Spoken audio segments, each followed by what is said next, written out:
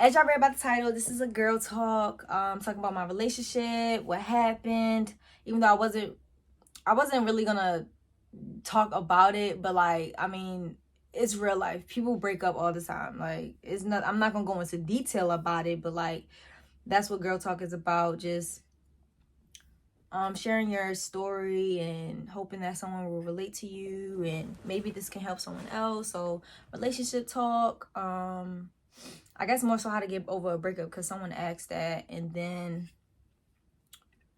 some other questions that I had, because I asked you guys on my Instagram some questions that y'all wanted me to answer, topics to go over, stuff like that. So we will do that. Just give me 1 second. Let's see. So I had to pull it up on the computer. Okay. Let's do. Okay. So someone said or asked, how do you find yourself again after a breakup? Now, one thing that I'm learning, and let me show y'all this book that I read.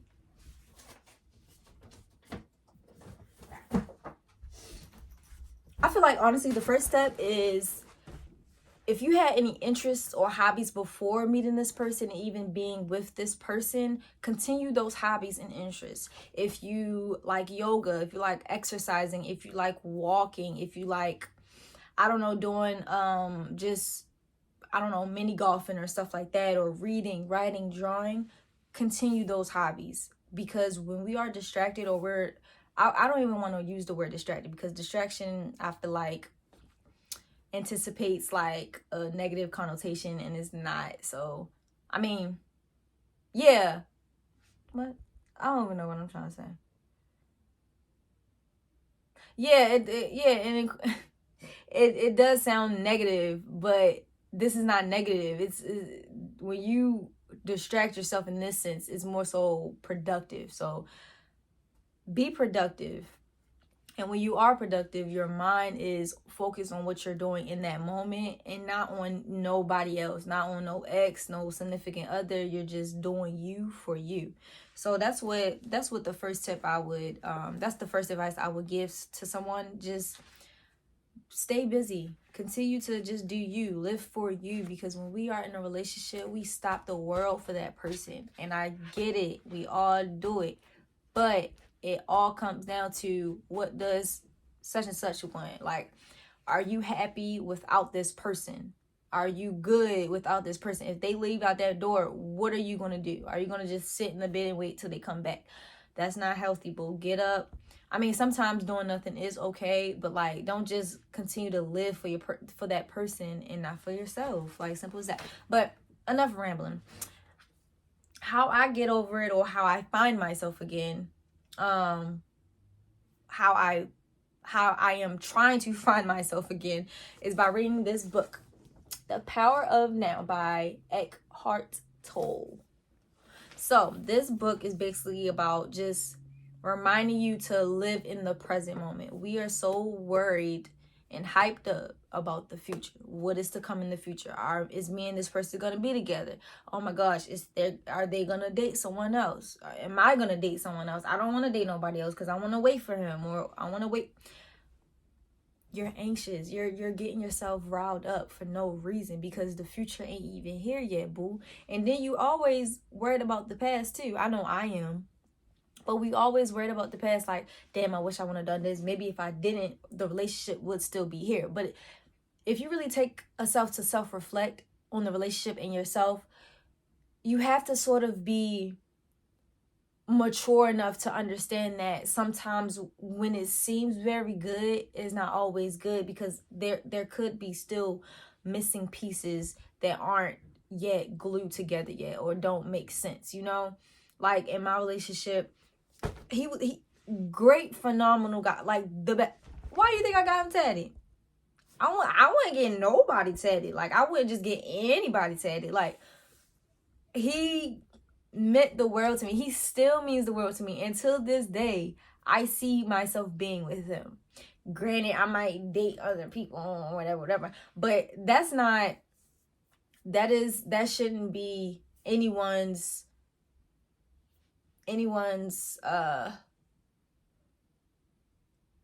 I guess anyone's next move to start dating after a relationship, especially if it's like new, because it's like when you're trying to find yourself again, what does that require? To put yourself first. So you have to put yourself first. You can't you can entertain people, I guess, but like you can't try to fill a void that only you can fill. Because I realized that a lot of the stuff that he wasn't giving me, the stuff that I think I needed from him, I could find that in myself. I moved down there. I was in his space. So in a sense, I was invading, and I came into his house and I took over, was bossy, whatever the case may be. But it's like a lot of those was just issues that I wasn't dealing with while I was with him, and I was leaning on him more than myself. So I would say, if you can, purchase this book. Really purchase it, because it all comes down to your mind. A lot of times we listen to what our mind is telling us instead of listening to what our heart or our spirit is telling us, or even our body. You have to listen to your body. If your body is tense, or if you have like a lot of nerves, like listen to your body. Like you have to pay attention to your surroundings and to the things or to the people that are causing you to feel this way, because not everybody's energy is welcomed. It's not. Sometimes your energy may not be welcome to some people, but you just have to like really feel the room and feel people's energy. And that's just the ultimate case. Like read a book, write down your feelings, journal, whatever. If you have any artistic abilities, draw. I started but didn't continue a yoga class. It's called Hot Yoga, and it was so good. It felt so nice to really like just do something on my own. A lot of times we think we do need people on our side to like feel whole, but I feel like the real challenge is to be by yourself. Learn how to be by yourself.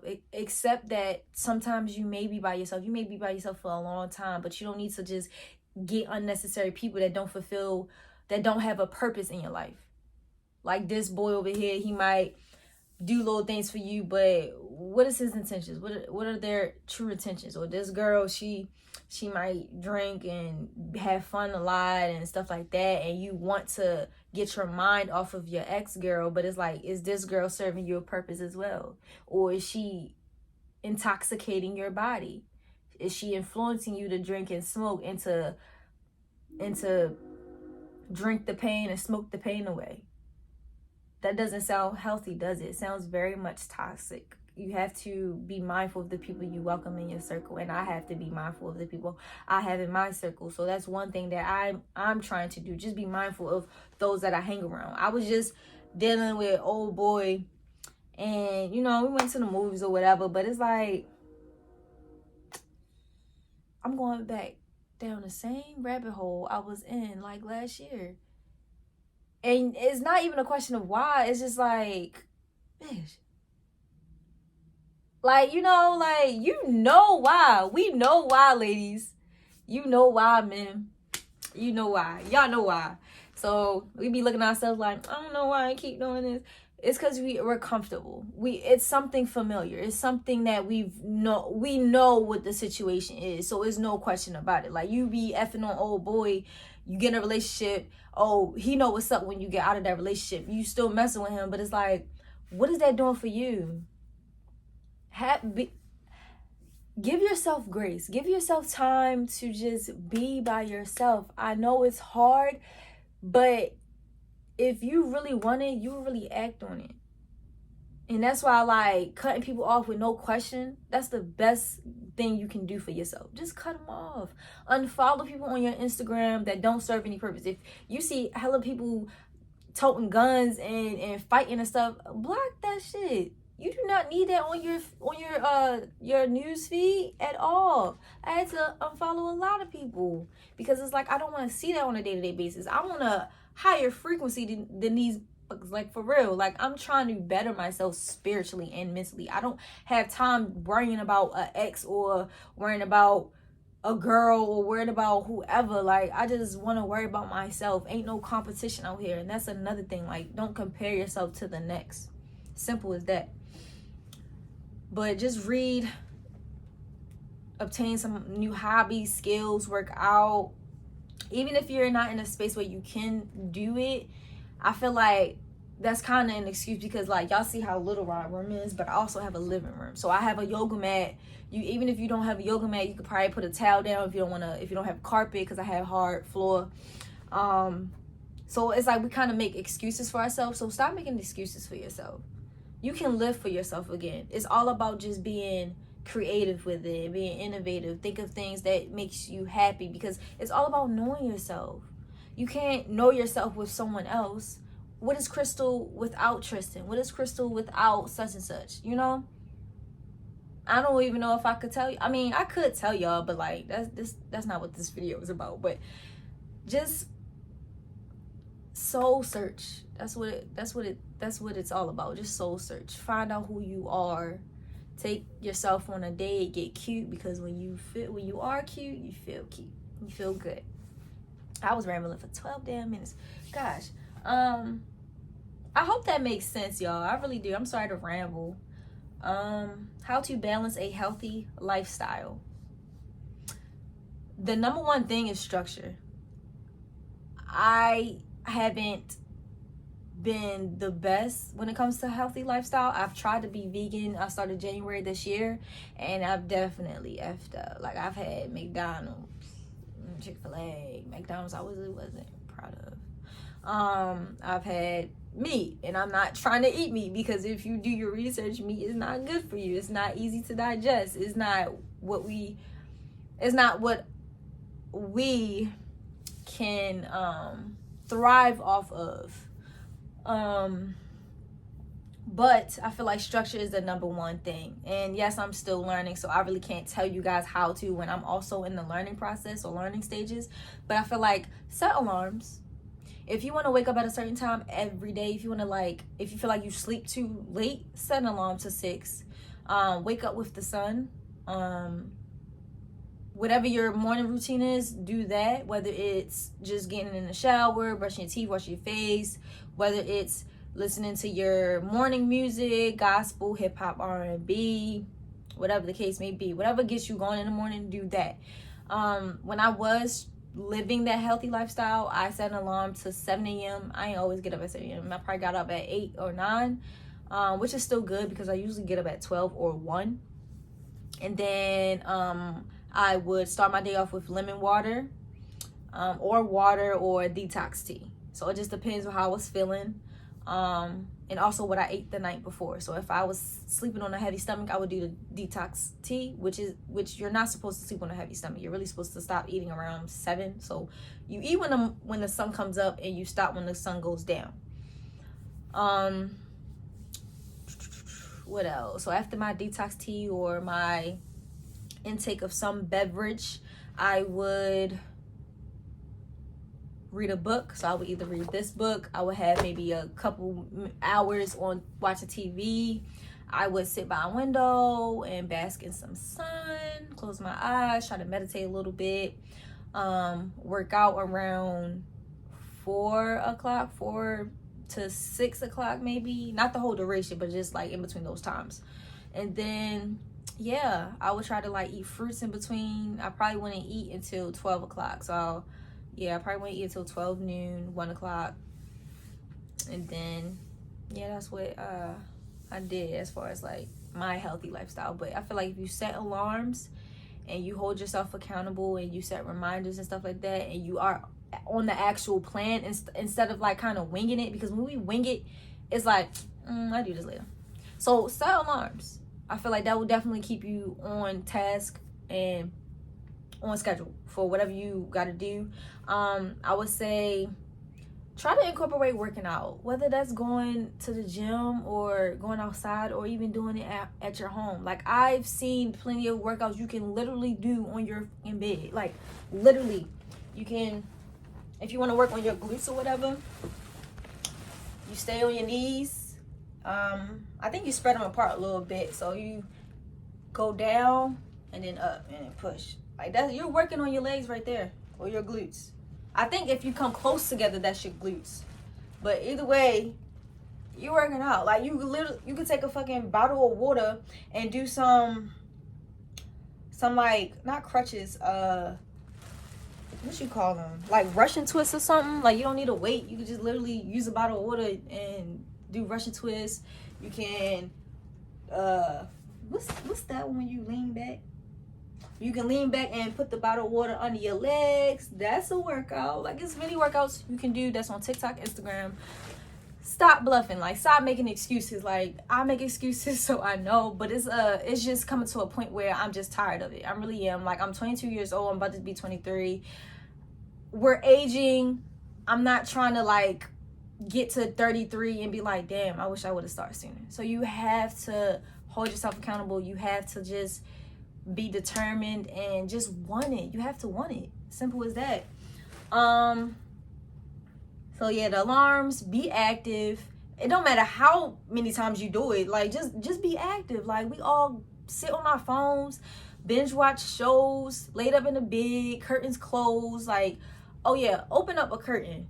Get some sunlight in. Like if you if your room is not faced towards the sun, where the sun can like shine through, go to another room and just sit and bask in some sun. Like you're not gonna burn to death, not gonna get sunburned. So just sit in the sun, meditate, bask in it, enjoy it. It feels really good. It really does feel good, and you feel energized. Like speak those affirmations when you're sitting in the sun. I would say eating healthy. I would say if you're a heavy meat eater, try to cancel out steak and beef. I would say if anything, chicken is okay. Just make sure it's fully cooked. All that medium rare and rare stuff, like no. Make sure the meat is fully cooked. And then fish, I don't know, because fish, they stay in the sea, bottom feeders and all that other stuff, parasites. So if you don't know, like a lot of the animals, all of the animals we eat are most likely filled with parasites. And when we eat that meat, yes, they butcher them and cut them up and clean them and stuff like that, but like we have parasites in our body. So you have to basically stop eating meat, because parasites are what's really killing us, because parasites, they carry diseases. They give us herpes and HIV and chlamydia and stuff like that. Like, I mean, of course you could get it through sex as well, but do your research, people. Do your research. Try to tell you. But a lot of the diseases that we have come from the meat that we eat. That's why I say try to cancel out at least steak and beef, and maybe stick to only chicken. If you steak, beef, is that the same thing? I feel like whatever. Steak, beef, and pork. Those are the three main bad ones. And then chicken, they say chicken is fake because they come from vultures. Chicken is not like a real animal. But that's another discussion. I would say if y'all really want to learn, go to Yaki Awakened YouTube channel. I'll put his link in the description because I really get all my information from him. But yeah, I would say, because you have to really work in baby steps. So that's why, even though chicken is like bad and fake as hell, I would say, like, I don't know, I feel like it's low on the food chain for real, you know. It's not as bad, even though it is bad, but you have to start somewhere. So that's why I recommend that. And incorporate fruits and vegetables. I would say get a juicer. Start juicing your fruits. Start juicing your vegetables. When you are going on a juice cleanse and you're not eating anything that's solid, that definitely will kill off the parasites. Spring water. Don't drink anything in plastic bottles. Even, I mean, if you got to, make sure it's like, it says naturally alkaline or something like that. I don't trust the electrolytes. I don't trust anything that's been added to. So like minerals to make it taste better. Like I don't trust that. But if you have to, like, I get it. Sometimes we are in those circumstances where we can't buy the things that we need. So you have to make an exception sometimes. But I would say get the Mountain Valley spring water. I get mine from Whole Foods. I know it's a Wegmans and the Sprouts in Baltimore. So venture out, find your local organic food markets. I know somebody said that the best place really to shop for organic things is an Asian market. So if you know any Asian markets, go there, just shop for some fruits and vegetables. No processed food.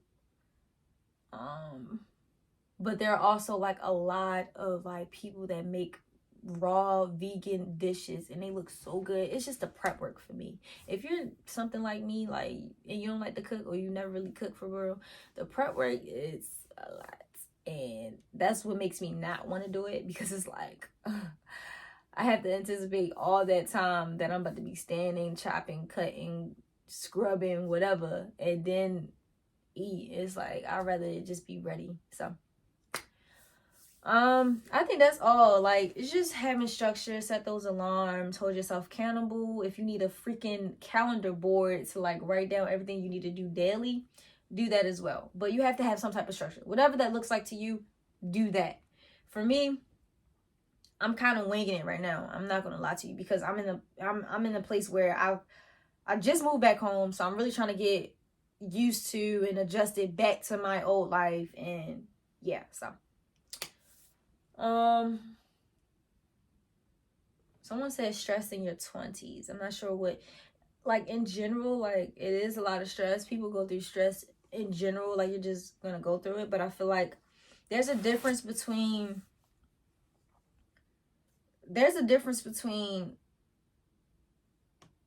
stress in our own imagination or in our mind versus stress that we have in real world, in the like real life. And what I mean by that is, reading the book that I just showed, it told me that our ego, or our pain body, which is like a entity, which you can kind of call it, it thrives off of our vulnerabilities. So if you are vulnerable, like you're crying or you're upset, you're emotional, it will feed off of that. It will plant thoughts in our head that aren't really ours. It's just things to kind of get us off like our path. Is to basically make us more depressed, more stressed. Is to make us act a certain way, say certain things. It's all around bad. So I feel like mentally we can be stressed, we can feel stressed, but what about like what's going on currently in the real world? Like, what are our circumstances? Why should we be stressing if we have a roof over our head, if we have food to eat, if we have a job, or if we have car, or if we have some type of transportation? Like, what's the real big stress? And I feel like we kind of get worried about things that haven't happened yet. That's why I say, like, it's just, we imagine things, and that imagination stresses us out because we're worried about the future and the past and not the present moment. So just stress in the 20s is just, it's a lot. Like, you feel like you're not where you want to be in life. You feel like you're not doing enough. You feel like you start comparing, so you feel like you're not on everybody else's level. It just depends on where you are, but I feel like what's gonna be yours will be yours in the right way. You can't force everything, and I feel like that's what I did when I tried to move down. When I moved down South Carolina, I was forcing it because I was just running away from myself and running away from my problems. When in all actuality, it don't matter how far away you run, your problems will still be there, and that's something I had to accept. So stressing your 20s, it can be hard for any and everybody. You don't have to be in your 20s, but it's just like, it's how you manage them. You have to realize that your thoughts aren't you. Your thoughts don't dictate your character or don't define you as a person. They're just there to kind of like get you off balance, and you can't let them win. Like, they're always gonna be there, of course, but you have to be strong enough to realize, damn, when I'm starting to like lure into the future or in the past, I need to bring myself to what is now. Accomplishments versus and failures. My mother gave me some really vague topics. Like, what you mean?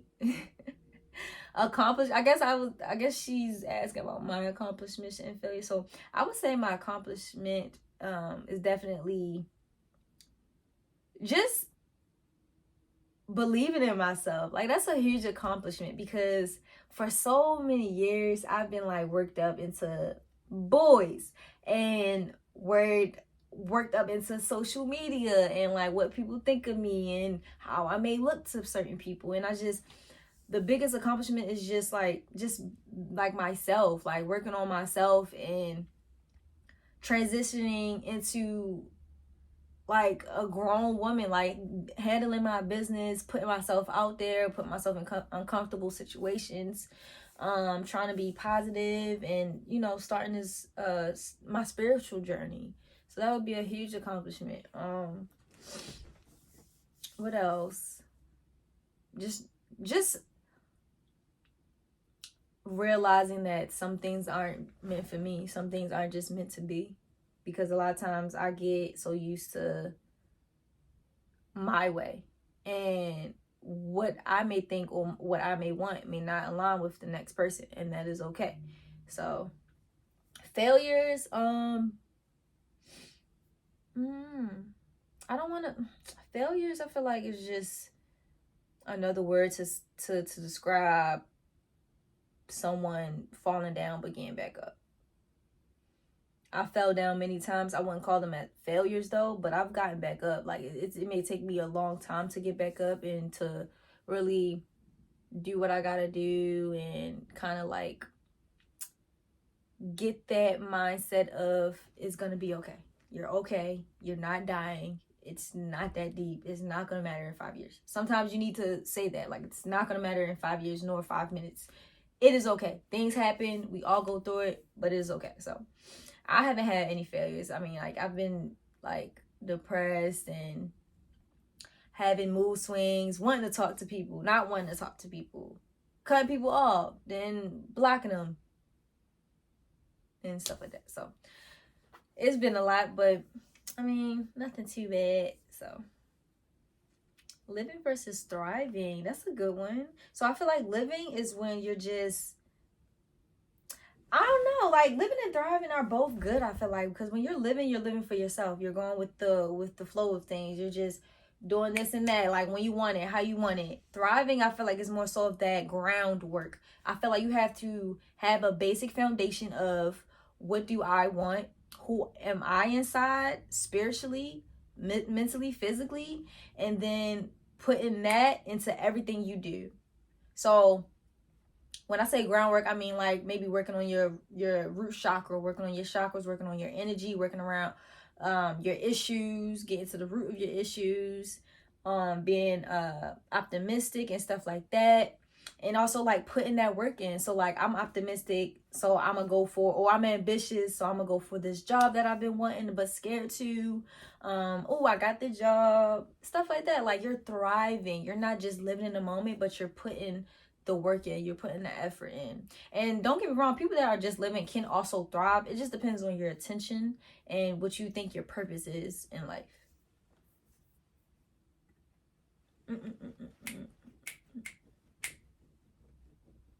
Oh, she said knowing when to tell your friend, girl, you're fat, you need to get healthy. I don't know. I don't know, because what is fat? Like, I don't know. Like, people have different opinions, but mine, I would honestly not tell my friend that. I'm sorry, like, I'm not that friend to just be real with you. Like, I mean, pause. Not like that. Like, of course, I'm gonna keep it 100. Like, if you ask me a question, I'm gonna always keep it real. But I'm not gonna out the gate just say, girl, you fat. You need to, you know, because my friend may not think she's fat. She might just think she big boned and a little thick, and she might be happy with that. And I'm happy for her for being happy with that, as you should. But yeah, I wouldn't tell my friend off the gate like, yeah, girl, you fat. Now, if you are a person that is concerned about your friend's health, I would just say just be honest with them. Like, don't like kind of make them go into defense mode about it. Like Cindy, I think you're eating too, like don't make them feel guilty about it. Just be kind of like soft spoken, maybe low key take them out to a restaurant that serves healthy food. Maybe days go by and you be like, let's go to the gym, and kind of make it a consistent thing. That can maybe work, but I don't know how to tell you guys or give you insight on how to tell your friend that you need to get healthy. But if a friend does come to you, be like, yeah, I'm worried about my weight, blah, blah, blah. You be like, yeah, I was worried too, but I didn't want to say anything because, like, people are aware. People need to stop. Oh, I broke the ball. people need to stop like faking as if they don't fucking know what they got going on. Like, ain't no way you so-called fat or whatever and you don't realize it, or you don't realize that you're unhealthy. We know, people know. They just would rather, I guess, hear it from someone else, which doesn't make sense, because I feel like that lowers your self-esteem. So I mean, they have to want it. If they are unhealthy, if they are overweight, they have to want it for ourselves. And of course, I will hope that the friends and the family members will be there to support them. But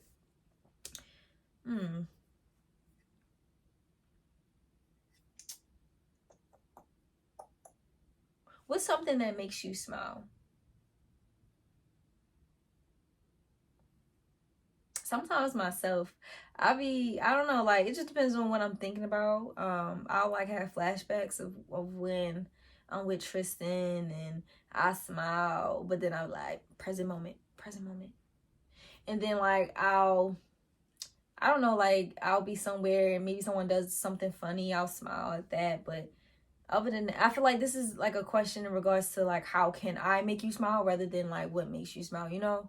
Because I feel like a lot of times we smile because of other things, not ourselves. But yeah.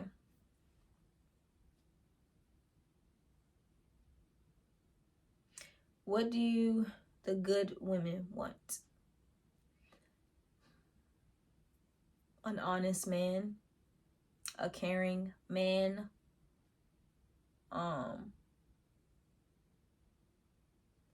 someone that speaks their love language, because personally I am like touchy-feely, so I want someone to also like be touchy-feely. But I could be wrong. Like, we can coexist if we have different love languages. It's just a balance. We want a man with potential, doing something with this life. Like, it doesn't matter what. At least I would say, like, I feel like a good woman wouldn't matter. Like, it wouldn't matter to a good woman. But a bad chick, yeah, she wants you to, yeah, be up there. Personally, I don't care what you do. Like, as long as you're doing something, like, as long as you're not just sitting on the couch. But other women have different opinions and have higher standards, and that is okay. So yeah, honest, loyal, of course, caring, respectable, understanding, willing to compromise.